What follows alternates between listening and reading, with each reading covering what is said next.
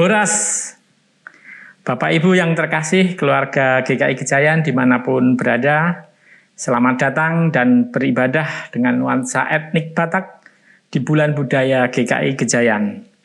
Mari kita mempersiapkan diri dan hati kita untuk mengikuti ibadah daring pada hari ini dengan mempersiapkan Alkitab, mempersiapkan persembahan sebagai ungkapan syukur kita, berpakaian yang rapi, bersama dengan keluarga kita beribadah hingga selesai.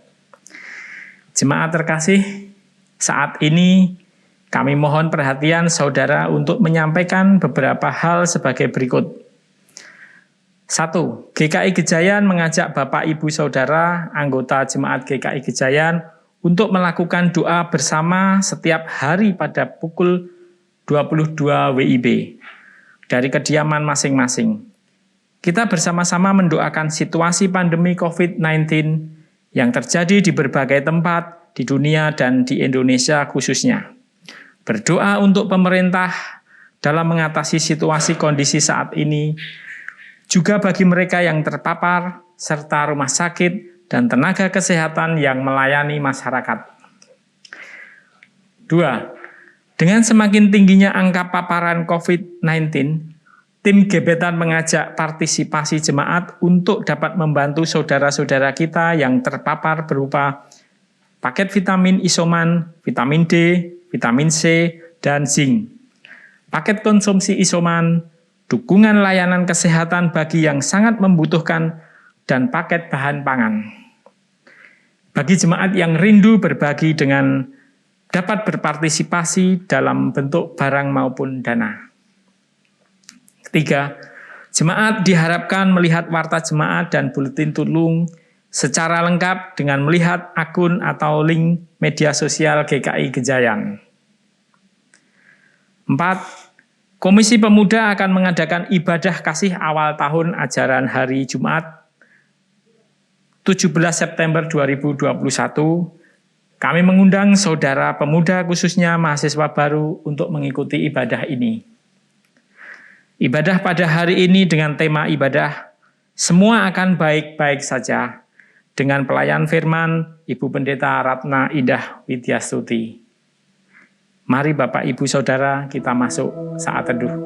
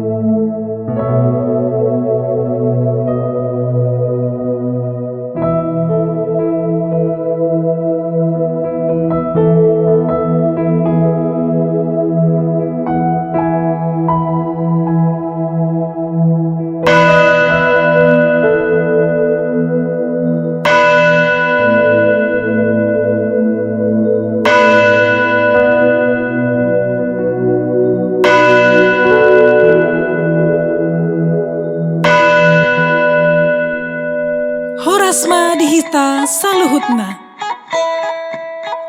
Maulia tema tapasahat tu amakta debata.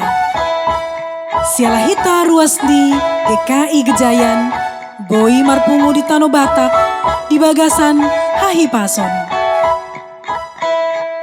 Saya Ocha Sitanggang. Saya berasal dari daerah Pangururan, Pucuk Buhit, Samosir.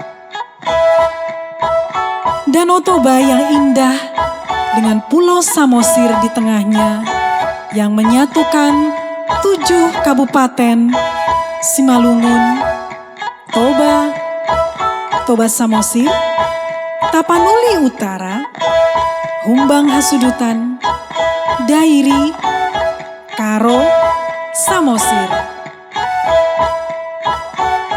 Ada beragam suku etnis Batak, yaitu Toba, Simalungun, Karo, Angkola, Pakpak, Mandailing. dan saya akan mengajak kita berkeliling sejenak untuk melihat-lihat. Sekarang kita di Sorik Marapi, Kabupaten Mandailing. Ini air terjun Sipiso-Piso dan Gunung Sinabung di Tanah Karo. Selamat datang juga di Tanah Angkola, Kota Salak, Padang Sidimpuan. Mampir sebentar ke air terjun Aek Sijorni.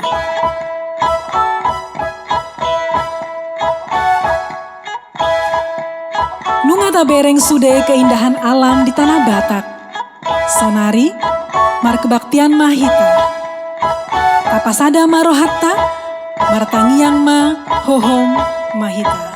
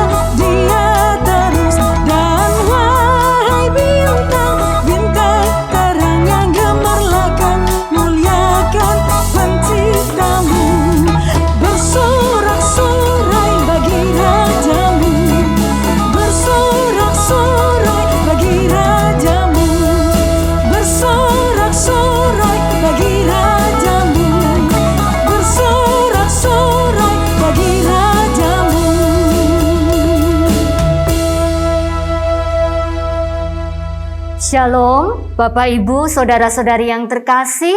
Mari kita bersama-sama memulai ibadah kita pada saat ini dengan pengakuan pertolongan kita adalah di dalam nama Tuhan yang menjadikan langit dan bumi, yang kasih setianya tetap untuk selama-lamanya, yang memelihara umat manusia di tengah pergumulan dan goncangan kehidupan.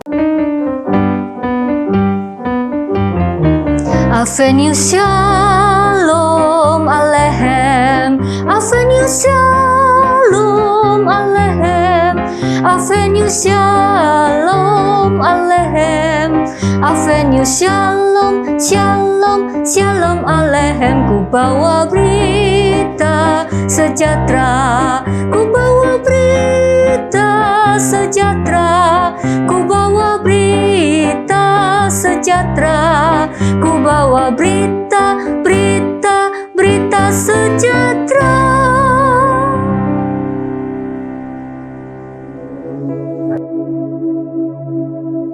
Saudara-saudaraku, seringkali kita membiarkan diri kita dikuasai oleh keegoisan kita dan membiarkan itu merusak relasi kita.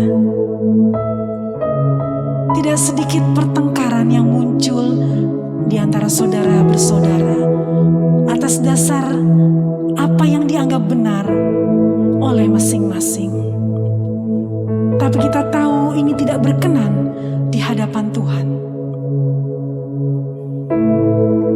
Mari kita terbuka, mengaku dosa dan memohon ampun kepadanya.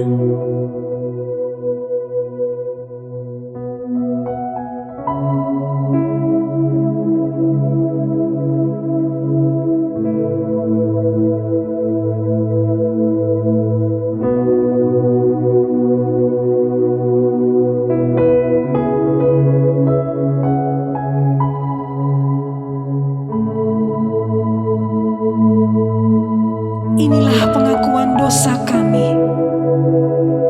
Kiranya Tuhan berkenan mengampuni. Di dalam nama Tuhan Yesus kami berdoa. Amin.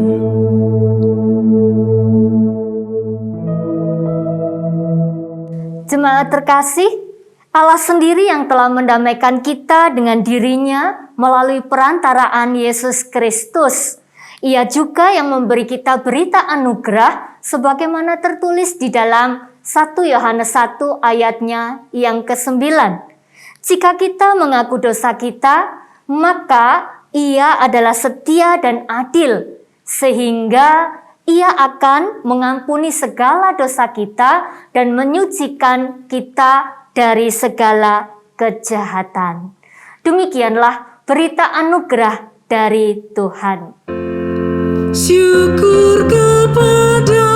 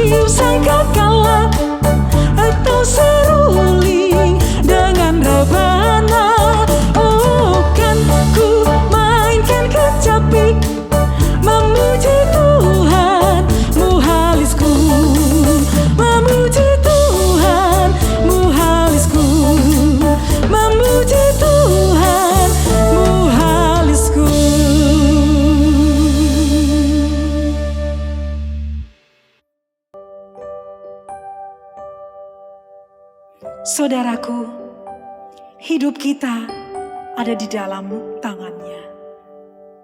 Semua rancangannya akan indah dan baik adanya bagi hidup kita. Katakan, semua baik.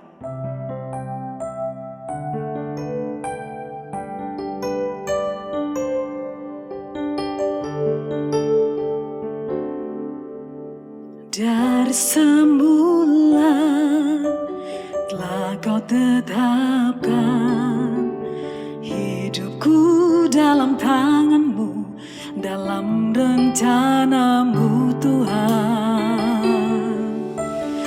rencana indah telah Kau siapkan bagi masa depanku yang penuh harapan. Sebuah baik, apa yang telah Kau perbuat di dalam hidupku. Sebuah baik, sungguh teramat baik.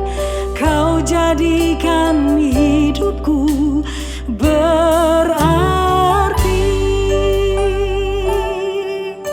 Kita akan naikkan pujian ini di dalam bahasa Batak.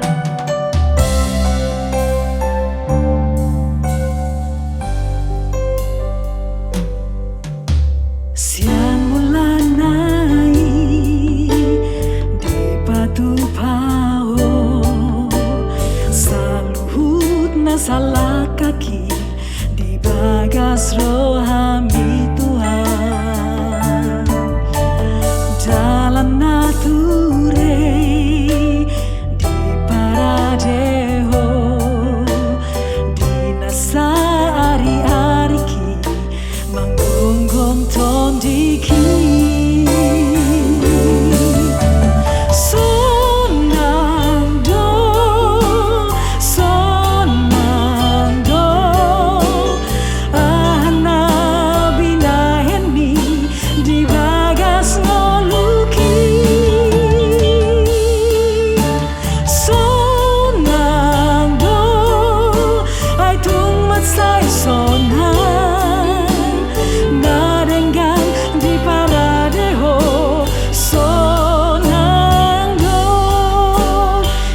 Semua baik, semua baik. Semua baik, semua baik. Apa yang telah Kau perbuat di dalam hidupku. Semua baik, sungguh teramat baik. Kau jadikan hidupku berarti. Sebuah baik, sebuah baik. Apa yang telah Kau perbuat di dalam hidupku. Sebuah baik, sungguh teramat baik. Kau jadikan hidupku berarti. Kau jadikan hidupku berarti. Kau jadikan hidupku berarti.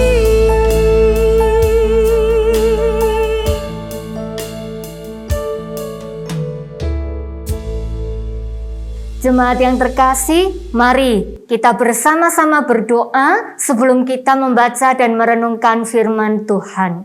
Mari kita berdoa. Tuhan Allah Bapa, terima kasih kembali kami mengucap syukur kepadamu oleh karena kebaikan dan juga oleh karena kasih setia Tuhan di dalam kehidupan kami, sehingga kami boleh senantiasa merasakan pemeliharaan Tuhan yang luar biasa. Terima kasih ketika pada saat ini Engkau menolong setiap kami, sehingga kami boleh beribadah bersama dengan anggota keluarga kami masing-masing. Tuhan berkati jikalau kami bersama akan membaca dan merenungkan sabda-Mu. Biarlah sabda yang akan kami baca, akan kami renungkan, semuanya itu boleh menjadi suluh bagi setiap langkah kehidupan kami, menolong kami untuk kami boleh menjadi pribadi yang semakin hormat akan Engkau.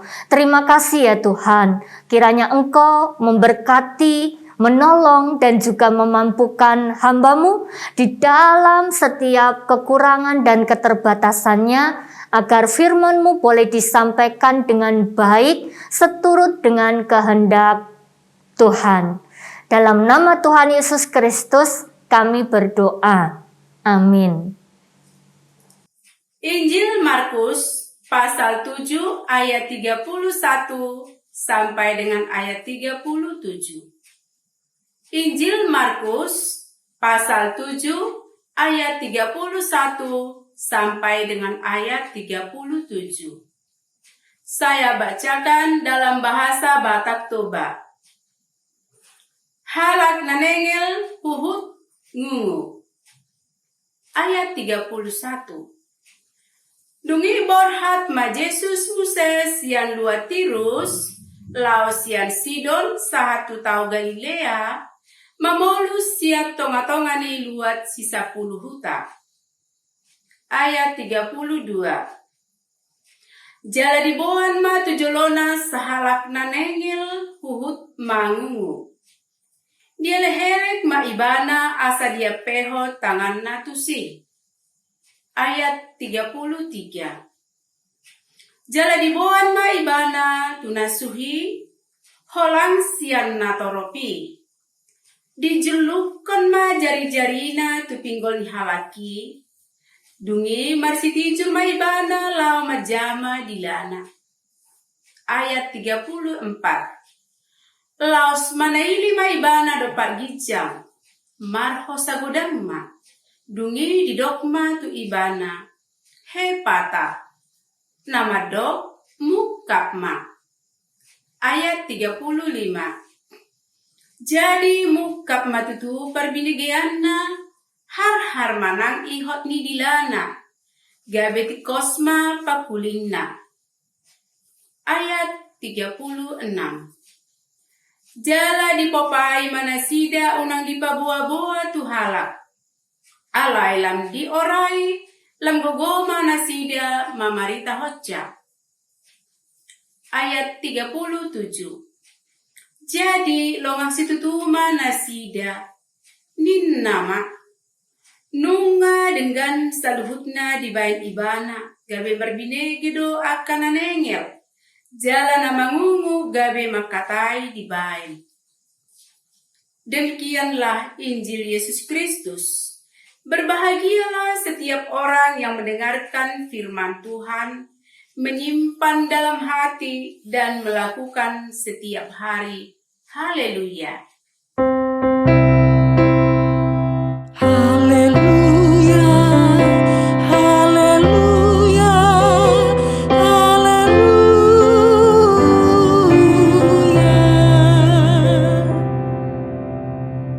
Shalom, Bapak Ibu Saudara yang terkasih, horas menjua-jua.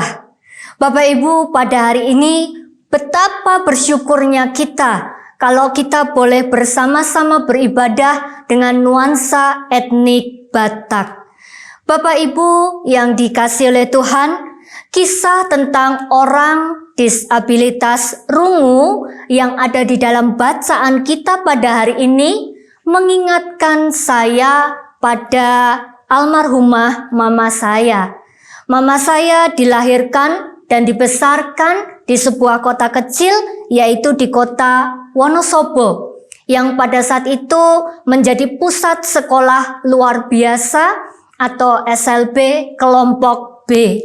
SLB ini dulu didirikan oleh pastor-pastor dari Belanda, dan saat ini untuk putra dan juga untuk putri dipisah. Untuk SLB kelompok B Don Bosco itu diperuntukkan bagi putra, dan kemudian untuk SLB kelompok B Dena Upakara itu diperuntukkan bagi anak-anak putri.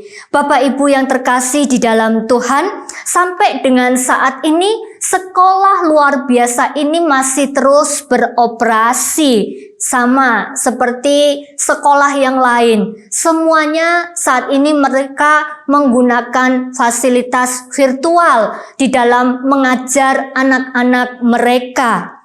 Bapak Ibu yang terkasih, di masa kecil dan di masa remajanya, almarhumah mama saya seperti kebanyakan anak-anak yang lain. Dia tidak memilih-milih teman, ya beliau tidak memilih-milih kawan, sehingga dia berkawan dengan siapapun. Dia berkawan dengan anak-anak yang normal, anak-anak yang sehat, tetapi dia juga berkawan dengan teman-teman yang mengalami disabilitas rungu dan juga wicara. Luar biasa. Ya, saat itu pertemanan itu terjalin dengan begitu baik. Mama saya bisa berkomunikasi dengan mereka karena mama saya belajar bahasa isyarat yang digunakan oleh mereka melalui gerak tangan, melalui gerak tubuh, dan juga melalui ekspresi wajah. Dan berdasarkan cerita dari salah seorang anggota keluarga yang saat ini masih ada di Wonosobo, di sana dia mengatakan bahwa sebenarnya orang dengan disabilitas rungu dan wicara itu bisa diajak berbicara hanya dengan melihat gerak bibir. Asalkan kita berbicara tidak terlalu cepat dan kemudian bentuk bibir kita jelas. Itu cukup untuk mereka bisa memahami apa yang sedang kita sampaikan, apa yang sedang dipercakapkan. Namun hari ini semuanya menjadi sulit, Bapak Ibu. Oleh karena pandemi, maka semua orang harus mengenakan masker. Dan kemudian ternyata masker transparan juga sudah mulai dibuat, tetapi tampaknya itu tidak terlalu banyak menolong. Bapak Ibu yang terkasih, dari sini saya tertarik untuk mencari informasi apa sebenarnya yang menyebabkan seorang mengalami disabilitas rungu dan wicara. Dan dari sumber yang saya dapatkan, itu bisa disebabkan oleh karena satu, dari bawaan lahir. Yang kedua, ada yang karena infeksi telinga. Ada yang karena disebabkan paparan suara yang terlalu keras sehingga menyebabkan cedera pada gendang. Ada juga yang karena cedera kepala atau telinga, misalnya kecelakaan yang tidak diinginkan, seseorang jatuh. Atau kemudian juga faktor yang kelima adalah karena faktor degeneratif atau penuaan. Nah, Bapak Ibu, normalnya seseorang itu sudah bisa mendengar suara kurang dari 25 desibel. Nah, dan ternyata gangguan pendengaran ini pun ada tingkatannya, Bapak Ibu. Jadi, yang pertama tingkatannya adalah disabilitas rungu yang ringan. Nah, ini bagaimana ya? Seseorang hanya bisa mendeteksi suara di antara 25 sampai dengan 29 desibel. Jadi mereka itu akan sulit memahami perkataan atau apa yang diucapkan oleh orang lain, terutama jikalau ada kebisingan di sekitarnya. Lalu kemudian tingkatan yang kedua adalah disabilitas rungu sedang. Ini hanya bisa mendeteksi suara antara 40 sampai dengan 69 desibel. Maka orang dengan tingkatan ini akan sulit mengikuti percakapan jikalau tanpa alat bantu dengar. Lalu kemudian tingkatan yang ketiga adalah disabilitas rungu berat. Ini seseorang yang mengalami disabilitas rungu berat, dia hanya bisa mendeteksi suara antara 70 sampai dengan 89 desibel. Dan orang dengan gangguan pendengaran berat ini harus membaca. Jadi harus membaca dengan baik atau menggunakan bahasa isyarat sebagai sarana untuk berkomunikasi. Ya, sekalipun mereka sudah menggunakan alat bantu dengar. Lalu kemudian yang keempat itu adalah tingkatan disabilitas rungu total. Jadi orang ini tidak dapat mendengar suara dengan tingkat desibel berapapun. Sehingga solusinya untuk berkomunikasi hanya satu, yaitu menggunakan bahasa isyarat. Nah, saudara, dapat dipastikan bahwa orang dengan disabilitas rungu pasti juga akan mengalami disabilitas wicara. Kenapa? Karena tidak ada kosakata yang dia dengar, tidak ada kosakata yang dia serap untuk kemudian diucapkan kepada orang lain. Ya, namun berbeda dengan sekarang. Jikalau seseorang terdeteksi dari sejak dini mengalami gangguan pendengaran pada tingkat tertentu, maka orang tersebut bisa ditolong dengan proses operasi implan koklea, ya, untuk kemudian dilanjutkan dengan terapi wicara menggunakan alat bantu dengar. Bapak Ibu Saudara yang terkasih, bagaimana dengan zaman Yesus? Pada zaman itu belum ada teknologi alat bantu dengar. Pada zaman itu juga belum ada operasi. Oleh karena itu, orang dengan disabilitas rungu wicara pada saat itu menjadi persoalan yang tidak ada jalan keluarnya. Nah, ini juga ditambah dengan pemahaman dan keyakinan masyarakat kuno. Dalam hal ini, keyakinan dan juga pemahaman orang-orang Yahudi pada saat itu yang menganggap bahwa seseorang yang mengalami penderitaan seperti sakit yang tidak wajar, ya, kurang wajar demikian, maka akan dianggap sebagai orang yang berdosa. Jadi konsep tentang orang sakit, tentang orang yang sakit tidak wajar itu menjadi satu penggambaran bahwa itu adalah hukuman dari Tuhan. Dan konsep semacam itu masih dipegang kuat secara khusus oleh orang-orang Yahudi. Sehingga orang-orang seperti yang disebutkan di dalam teks kita pada saat ini, mereka kaum disabilitas, ya, biasanya mereka hidup dipinggirkan, mereka disingkirkan, dan bahkan untuk bertahan hidup mereka itu hanya mengandalkan belas kasihan dari orang-orang yang ada di sekitarnya.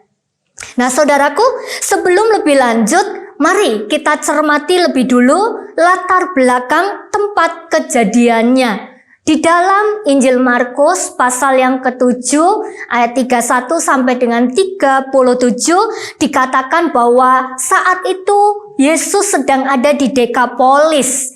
Dekapolis itu ternyata artinya deka itu 10 dan polis itu artinya kota. Jadi kelompok 10 kota. Nah, kota mana sajakah yang masuk dalam wilayah Dekapolis ini?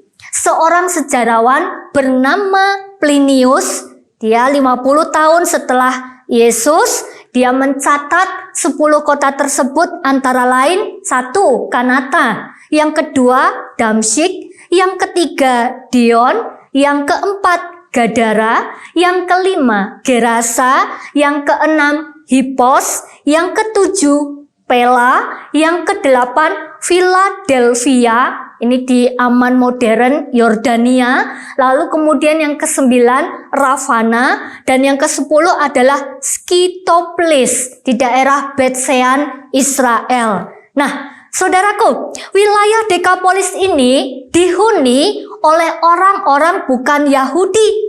Hal tersebut tampak dari bentuk bangunan kota tersebut yang bercorak Yunani, dan bahkan orang yang tinggal di situ pun juga hidup dengan budaya Yunani. Jadi sangat jelas di sini kita bisa melihat bahwa Yesus bertemu dengan orang disabilitas rungu dan wicara itu bukan di daerah Yahudi, ya, bukan di daerah Yahudi. Dan yang menjadi menarik adalah ketika di dalam kebanyakan cerita orang Yahudi menyingkirkan orang-orang seperti orang disabilitas dalam cerita kita hari ini, tetapi ternyata hal tersebut tidak dilakukan oleh orang-orang dengan latar belakang non-Yahudi yang pada saat itu ada di Dekapolis. Mereka yang mendengar berita tentang Yesus, mereka yang mendengar tentang perbuatan ajaib yang dilakukan oleh Yesus, justru membawa orang dengan disabilitas rungu wicara ini kepada Yesus. Nah, saudaraku yang terkasih, sebelum kita lanjut, kita juga harus tahu apakah yang dimaksud di dalam teks kita pada saat ini adalah seorang dengan disabilitas rungu total, saudara. Nah, menurut sebagian orang, dia disabilitas rungu sejak dia lahir. Nah, otomatis kalau dia disabilitas rungu sejak dia masih kecil, maka dia juga mengalami yang namanya disabilitas wicara. Nah, tapi di sisi lain ada juga yang mengatakan bahwa penyebab seseorang itu mengalami disabilitas yaitu karena adanya kelainan atau karena adanya malapetaka, ya, sehingga dia itu memang tidak bisa mendengar atau setidaknya dia itu susah mendengar. Nah, yang perlu digarisbawahi di sini adalah dia mempunyai kelainan di dalam berbicara. Orang itu mogi lalos. Menurut sebagian orang, dia sama sekali tidak dapat berbicara. Sedangkan menurut yang lain lagi, dia dapat berbicara. Hanya untuk dia berbicara, dia sangat susah payah. Sehingga ketika dia menyampaikan sesuatu kepada orang lain, hampir apa yang diucapkannya itu tidak dapat dimengerti oleh orang-orang yang mendengarnya. Ya, kemungkinan dia mengalami disabilitas rungu pada tingkat-tingkat tertentu. Lidahnya kaku, sehingga dia benar-benar tidak mampu bercakap-cakap. Dia tidak pernah maksimal di dalam mendengar orang lain ketika orang lain berbicara. Dia juga tidak bisa maksimal di dalam mengutarakan pikirannya sendiri. Dan mereka yang membawa orang malang itu kepada Yesus memohon kepadanya supaya ia meletakkan tangannya atas orang itu. Mari Bapak Ibu Saudara kita perhatikan bersama. Dia memohon kepadanya supaya Yesus meletakkan tangannya atas orang itu. Jadi yang dimaksudkan hampir mirip seperti cara ketika dulu para nabi memberkati orang dalam nama Tuhan. Nah, tidak dikatakan bahwa mereka memohon kepada Yesus supaya Yesus menyembuhkan orang itu. Jadi yang diminta oleh orang-orang itu adalah Yesus meletakkan tangannya atas orang tersebut. Apakah maksudnya dengan meletakkan tangannya atas orang itu? Saudara, ini sangat menarik. Kalimat ini mengisyaratkan supaya Yesus memperhatikan masalah orang tersebut, supaya Tuhan Yesus mau menunjukkan kebaikannya, kepeduliannya kepada orang yang disabilitas tersebut. Lalu kemudian yang berikutnya, bagaimanakah proses penyembuhan yang dilakukan oleh Yesus? Kita kalau mau amati, maka sebenarnya kejadian yang menyertai peristiwa ini sangat tidak biasa. Yang pertama yang dilakukan oleh Yesus adalah dia memisahkan orang disabilitas rungu wicara itu dari orang banyak. Ini agak sedikit berbeda. Biasanya ketika Yesus mengadakan mujizat, maka dia akan mengadakan mujizat itu secara terbuka di hadapan banyak orang. Tetapi di sini kita bisa melihat bahwa dia memisahkan dari orang banyak. Ini menjadi salah satu cara supaya dia supaya dia menghentikan cerita tentang apa yang dilakukannya, cerita tentang perbuatan ajaib yang dilakukannya.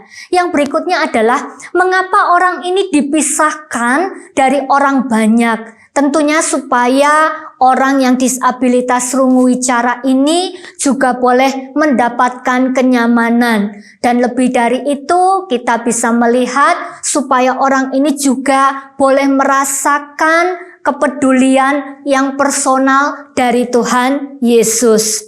Lalu kemudian yang berikutnya, Yesus menggunakan lebih banyak tindakan di dalam penyembuhan ini. Jadi hampir tidak seperti biasanya yang kita baca, kita dengar. Yang pertama, dia memasukkan jarinya ke telinga orang itu. Jadi seperti gambarannya seperti orang yang mau mencolok kedua telinga, ya, seolah Yesus itu mau mengeluarkan apa yang menjadi penyumbat di dalam telinga orang tersebut. Nah, lalu kemudian dengan Yesus memasukkan jarinya ke telinga orang itu, sebenarnya Yesus ingin mengkomunikasikan kepada orang yang disabilitas rungu wicara ini tentang apa yang sedang dia usahakan, tentang apa yang sedang dia lakukan melalui gerakan fisik yang tentunya secara budaya pada saat itu bisa diterima.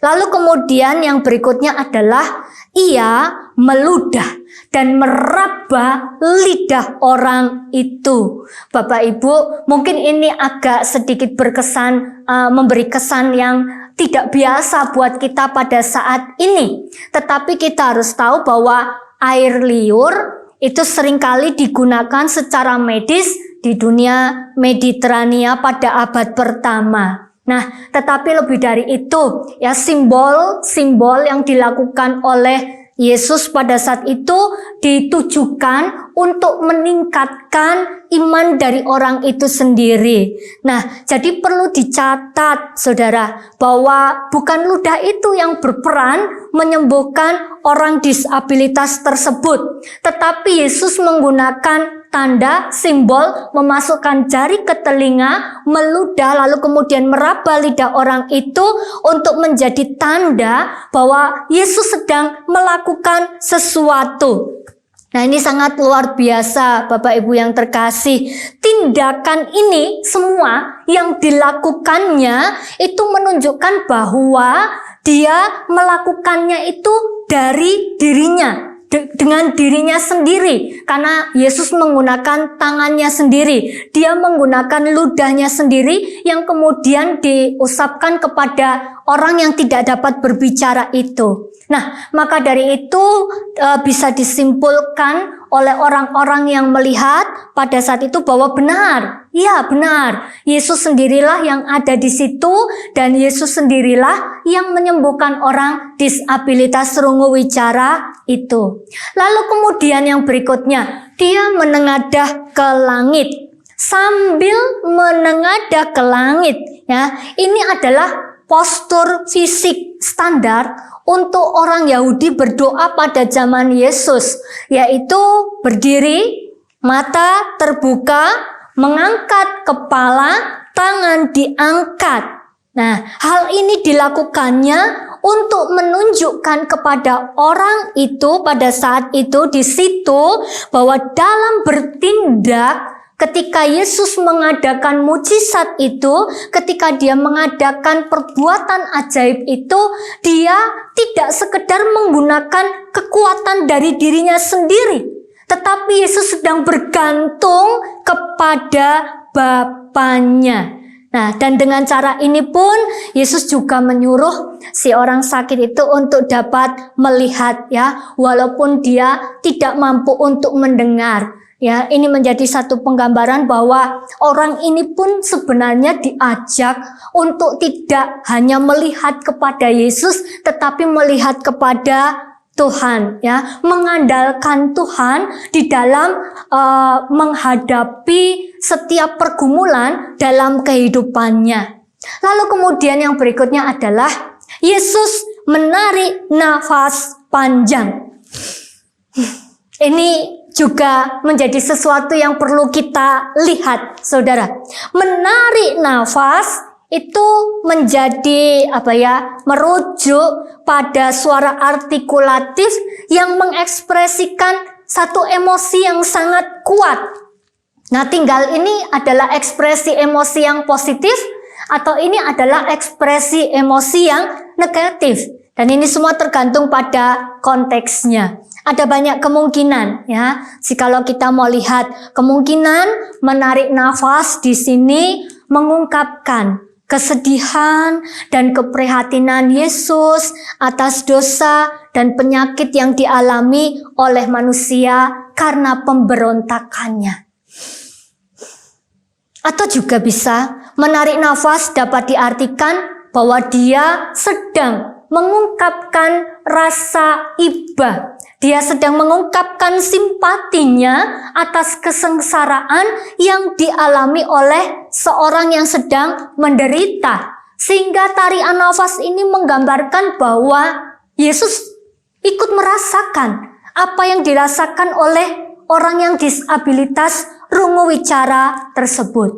Dan kemudian yang menarik, di sana ada satu kata yang diucapkan oleh Yesus ya. Yesus berkata ephata, yang artinya adalah terbukalah. Oh saudara, ini sama sekali bukan seperti mantra ya, yang diucapkan dengan bibir komat kamit. Tidak seperti itu.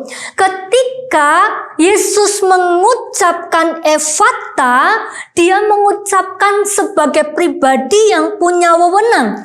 Sebagai pribadi yang memiliki kuasa yang terjadi bersamaan dengan apa yang diucapkannya. Ephata. Nah, terbukalah. Ini berlaku untuk kedua indera yang perlu disumbuhkan itu ya, ephata. Biarlah telinganya terbuka, biarlah bibir lidahnya terbuka, biarlah dia bisa mendengar dan berbicara dengan bebas. Biarlah apa yang selama ini membelenggunya, mengikatnya itu terlepas. Dan dampak dari apa yang dikatakan, diucapkan oleh Yesus langsung terlihat pada saat itu juga. Terbukalah telinga orang itu. Seketika itu juga terbukalah pengikat lidahnya dan semuanya menjadi baik. Seorang bernama Grosius mengatakan bahwa ephata berarti hambatan-hambatan, bahkan dalam pikiran. Jadi bukan hanya sekedar hambatan berbicara, tetapi hambatan di dalam pikiran itu disingkirkan oleh Roh Kristus. Nah, saudaraku, luar biasa sekali. Dia membuka hati dan demikian juga dia membuka telinga orang tersebut bukan hanya untuk mendengar percakapan biasa, tetapi orang ini dimampukan untuk mendengarkan kebenaran firman Tuhan. Dan dari situ juga dia dimampukan untuk membuka mulut, untuk berdoa, untuk mengucap syukur, dan bahkan untuk kembali mewartakan apa yang sudah Tuhan kerjakan di dalam kehidupannya. Bapak Ibu yang terkasih, kemudian mengapa pada saat itu Yesus menyuruh orang-orang itu agar merahasiakan peristiwa tersebut, sedangkan banyak orang yang mendengarkannya? Hal ini sangat tidak biasa, sangat tidak biasa. Mengapa? Karena kebanyakan orang yaitu akan memberitahukan kebaikan mereka sendiri, ya, apa yang sudah dilakukan, ingin supaya orang lain itu menyampaikannya, ya, atau ya tadi setidaknya orang lain itu menyampaikan apa yang sudah dilakukan oleh dirinya. Nah, tetapi pesan itu diberikan kepada mereka yang ada di situ supaya mereka jangan menceritakan kepada siapapun. Itu menunjukkan bahwa dia adalah pribadi yang sangat rendah hati. Ya, dia mengajarkan pada kita tentang bagaimana menyangkal diri. Kita diajak untuk memiliki rasa senang dan juga tulus ketika kita berbuat baik kepada orang lain. Jadi kalau kita melakukan sesuatu bukan dengan tujuan supaya orang lain mengenal dan melihat kita, ya, bukan untuk supaya kita itu nanti ada pamrihnya, bukan seperti itu, Bapak Ibu Saudara. Nah, namun apakah yang terjadi? Rasa gairah yang luar biasa membuat mereka pada akhirnya menyiarkan berita tersebut. Walaupun Yesus sudah melarang mereka, tetapi mereka tetap memberitahukannya. Ya, dan mereka kemudian yang mendengarnya itu takjub, tercengang, tidak terhingga. Jadi mereka takjubnya itu luar biasa. Ya, dalam bahasa aslinya dikatakan hiperperisos. Jadi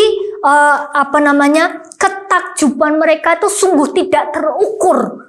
Ketakjuban mereka, ketercengangan mereka itu sangat luar biasa, tidak bisa dibendung. Maka dari itu di dalam peristiwa yang mereka lihat, mereka hadapi pada saat itu, setiap orang berkata yang merupakan pendapat bersama, gitu ya. Mereka mengatakan bahwa ia menjadikan segala-galanya baik.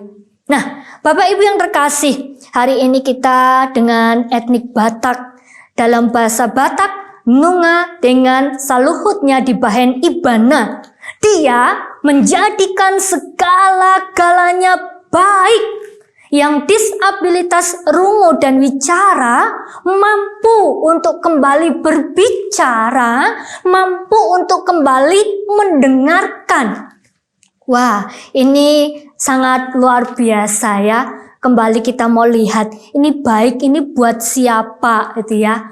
Baiknya itu untuk mereka. Tidak hanya untuk mereka, dia yang saat itu disabilitas rungu wicara, tetapi baiknya juga untuk kerabatnya, baik juga untuk orang-orang yang ada di sekitarnya, untuk tetangganya, dan untuk semua orang yang ada di sekitarnya. Bisa saudara bayangkan, jikalau orang ini dulu tidak mampu berkomunikasi, bicara tidak bisa, mendengar pun tidak mampu, tetapi kemudian ada perubahan, dan itu perubahan total, karena dia dapat mendengar dan dia tidak gagap lagi, dia mampu untuk berbicara. Artinya adalah ini benar-benar menjadi kabar baik bagi dia yang menderita, bagi dia yang terbelenggu. Penyembuhan yang Tuhan Yesus lakukan menunjukkan penyembuhan yang holistik. Yesus bukan hanya menyembuhkan telinganya, fisiknya, tetapi Yesus juga sedang menyembuhkan psikisnya. Yesus sedang menyembuhkan status sosialnya. Yesus juga sedang menyembuhkan telinga rohaninya. Kalaupun mungkin dia dulu tidak mampu mendengar tentang kebenaran itu, maka setelah Tuhan mengatakan terbukalah, semuanya menjadi berubah. Nah, Bapak Ibu yang terkasih, kisah Tuhan Yesus menyembuhkan orang disabilitas rungu dan wicara mengajarkan kebaikan yang dihadirkan pada orang yang menderita. Ya, orang yang menderita. Dan yang saya mau katakan juga itu dihadirkan dari orang yang juga mengalami kebaikan, dari orang yang baik, saudara. Nah, kita lihat siapakah orang-orang baik itu. Nah, kita mau belajar dari orang-orang baik yang ada di dalam teks kita pada saat ini. Yang pertama, kita bisa menemukan bahwa orang-orang yang membawanya kepada Yesus, jadi kesediaan mereka membawa orang yang disabilitas itu menunjukkan bahwa mereka adalah orang yang baik. Mereka adalah orang yang punya kepedulian kepada sesama. Tanpa kecuali saat ini ya, ketika ia sudah menjadikan segala-galanya baik dalam hidupku, dalam hidupmu, maka ia juga mengundang saudara dan saya untuk membawa mereka untuk mereka juga boleh datang kepada sang sumber kebaikan itu. Sang sumber yang menjadikan segala-galanya baik. Maka dari itu, Bapak Ibu yang terkasih dalam Tuhan, jikalau kita sudah merasakan kebaikannya di dalam kehidupan kita hari ini, mari saudara, jangan simpan berita itu untuk diri kita sendiri. Tetapi kembali wartakanlah, kembali bawalah orang lain kepada sumber kebaikan itu. Jikalau hari ini kita melihat ada saudara-saudara yang sedang menderita di dalam pergumulan, mari kita jangan tutup mata, kita jangan tutup telinga. Mari kita bawa mereka kepada sumber kebaikan itu. Mulailah dengan apa yang dapat kita lakukan. Mulailah dengan apa yang ada pada kita. Janganlah beban hidup, persoalan kehidupan, membuat kasih dan juga perhatian kita kepada sesama menjadi terkikis. Memang benar, kalau hari ini dunia di mana kita hidup mendorong kita untuk kita menjadi pribadi yang egois, menjadi pribadi yang memikirkan diri sendiri. Tetapi jangan lupa, setiap hari saudara dan saya diingatkan terus supaya kita boleh menjadi pribadi yang mengasihi, yang memperhatikan satu dengan yang lain. Kita terus diingatkan supaya kita juga boleh hadir, membawa kebaikan untuk orang-orang di sekitar kita. Nah, itu orang yang pertama yang saya katakan sebagai orang yang baik. Ya, orang-orang yang membawa orang disabilitas rungu-wicara itu kepada Yesus. Yang kedua adalah, ya, ini pribadi yang berikutnya adalah Yesus. Dan pribadi ini adalah contoh yang sangat sempurna. Mengapa sempurna? Ya, saudaraku, pertama, Yesus tidak mengenal siapakah dia. Ya, Yesus tidak sama seperti teman-temannya, orang-orang yang membawa dia kepada Yesus.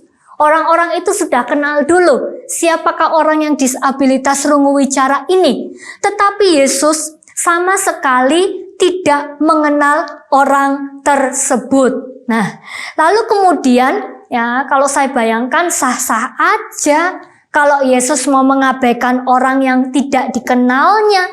Tetapi bukan itu yang dia lakukan, saudara. Ya, lalu kemudian yang berikutnya, mengapa contoh yang sempurna? Yang kedua adalah karena dia tidak membedakan siapakah yang dia tolong. Apakah dia orang Yahudi? Apakah dia orang Yunani? Dia adalah kabar baik. Dan segala sesuatu yang dikerjakannya adalah baik. Dia memberlakukan hal yang sama untuk semua orang. Dia memberlakukan kebaikannya sama untuk semua orang. Sebagaimana matahari bersinar untuk semua orang, tanpa membeda-bedakan. Bisa kita bayangkan, saudara, kalau matahari memilih bersinar untuk orang yang baik dan tidak untuk orang yang tidak baik, tentu akan sangat lucu. Tetapi bukan itu yang Tuhan berikan teladan. Dia mengatakan bahwa kebaikannya itu berlaku untuk semua orang, ditunjukkan untuk semua orang. Nah, bagaimana dengan saudara dan saya hari ini? Mari kita kembali tanyakan pada diri kita, apakah kita juga menghadirkan kebaikan itu untuk semua orang tanpa kita memandang bulu? Ya. Lalu kemudian saudara, hal terakhir yang dapat kita renungkan bersama adalah di dalam pergumulan, di dalam penderitaan hidup sekalipun, kita diajak untuk berserah. Kita diajak untuk mengandalkan Tuhan. Kita diajak untuk meyakini bahwa di dalam gelapnya kehidupan, selalu ada maksud Tuhan. Selalu ada maksud Tuhan. Ada yang baik. Nah, bagian kita adalah menunggu waktunya Tuhan untuk Dia hadir melepaskan itu semua. Dan sadari, saudara, bahwa sumber kebaikan itu sesungguhnya Dia tidak jauh dari dirimu. Dia ada di situ. Dia ada di dekatmu. Dia tidak jauh dari saudara.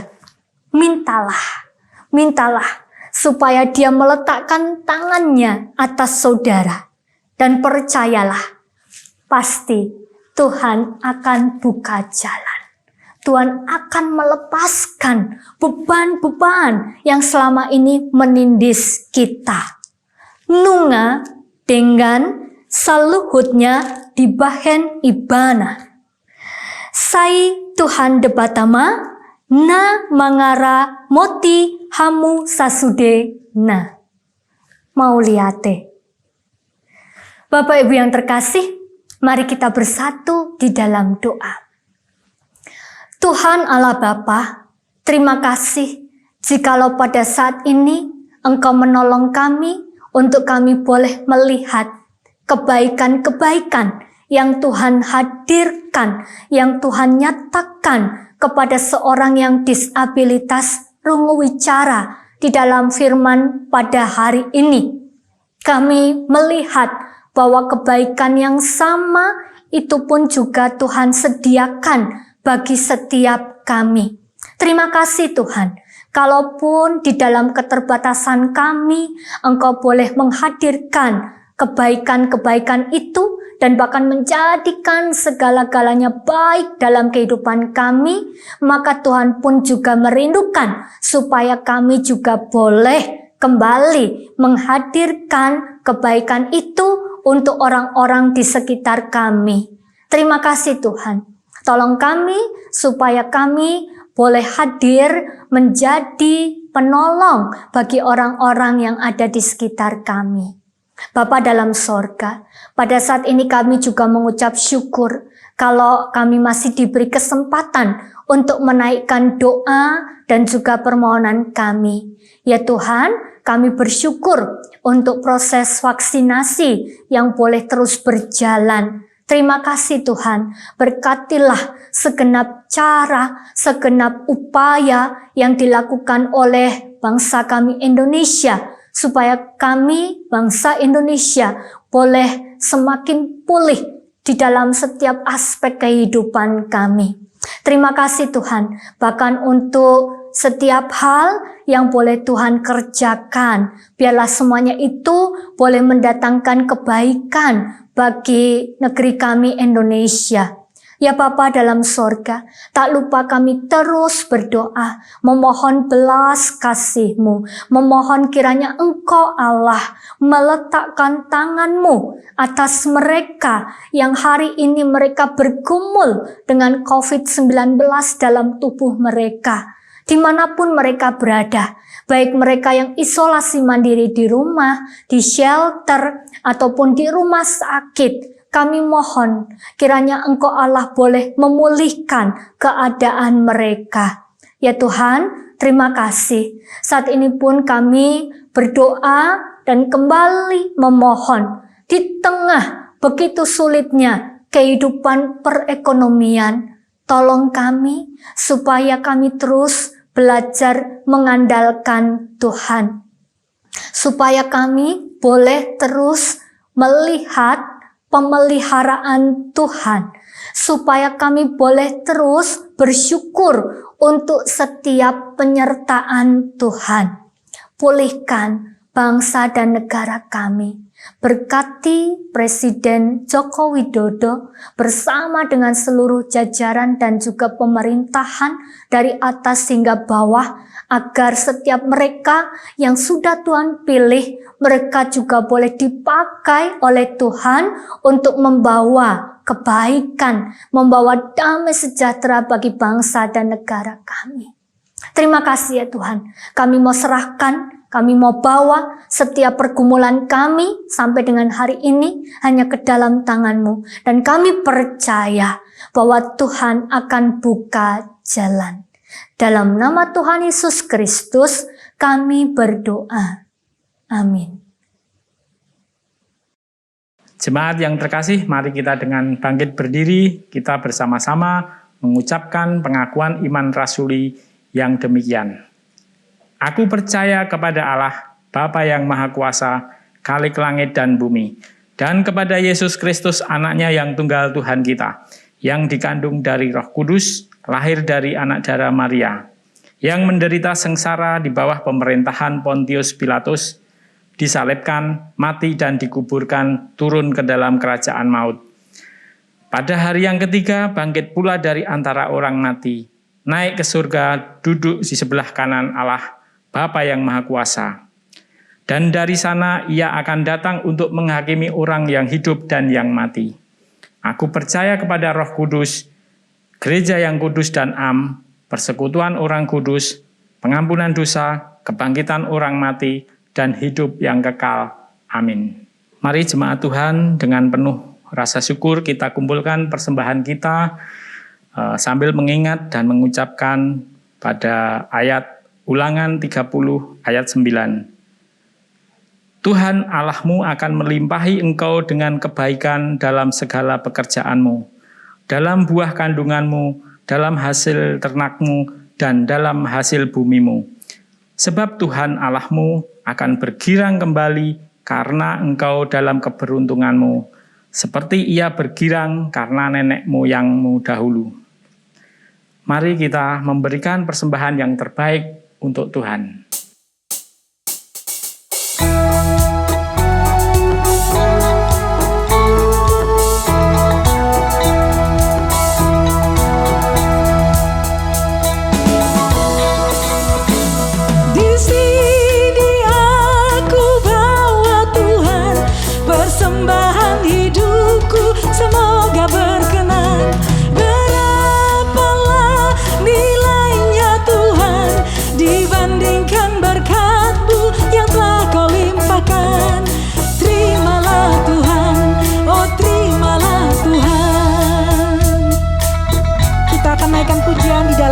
Batak, di Son Adong, hubungan Tuhan.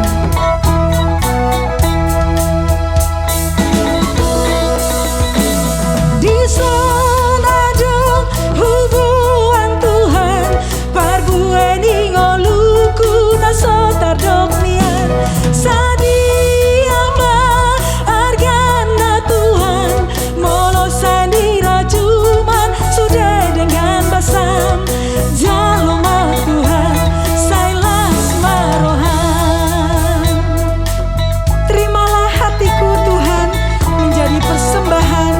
Yang Tuhan berkenan bagimu.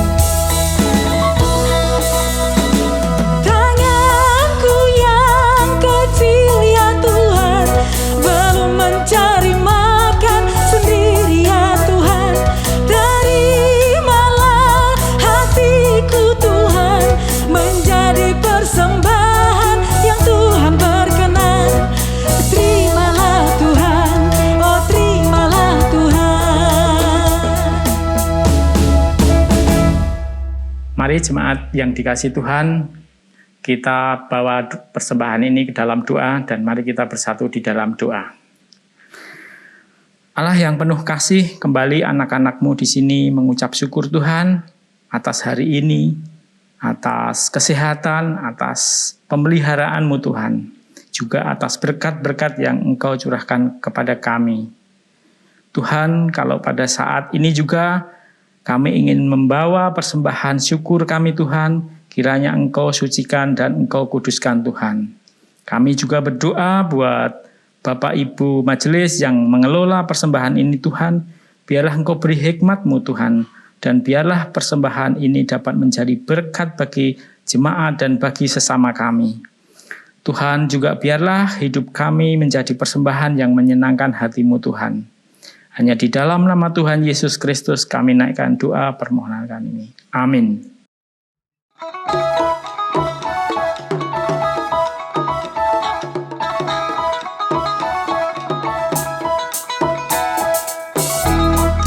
Biar gunung-gunung pun beranjak, serta bukit-bukit pun bergoncang, kasih dan setia dari Tuhan melindungimu tetap teguh.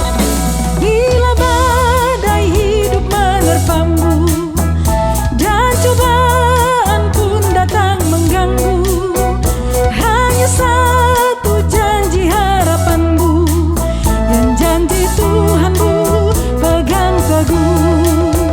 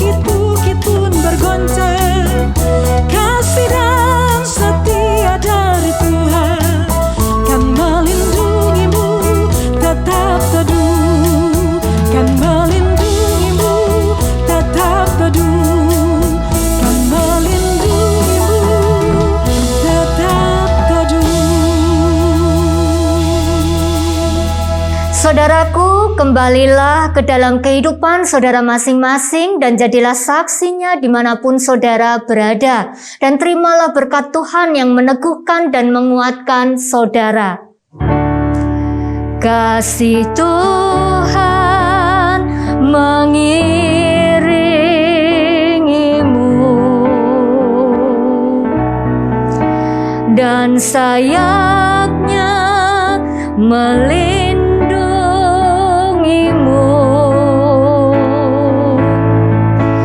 Tangan Tuhan pegang di dalam hidupmu. Majulah dalam terang kasih-Nya. Allah, sumber segala pengharapan, memenuhi saudara dengan segala sukacita dan damai sejahtera dalam iman saudara, supaya oleh kekuatan Roh Kudus, saudara berlimpah-limpah di dalam pengharapan dan dimampukan untuk senantiasa merasakan kebaikan-kebaikan Tuhan dan juga dimampukan untuk kembali menghadirkan kebaikan-kebaikan itu bagi sesama di sekitar. Amin.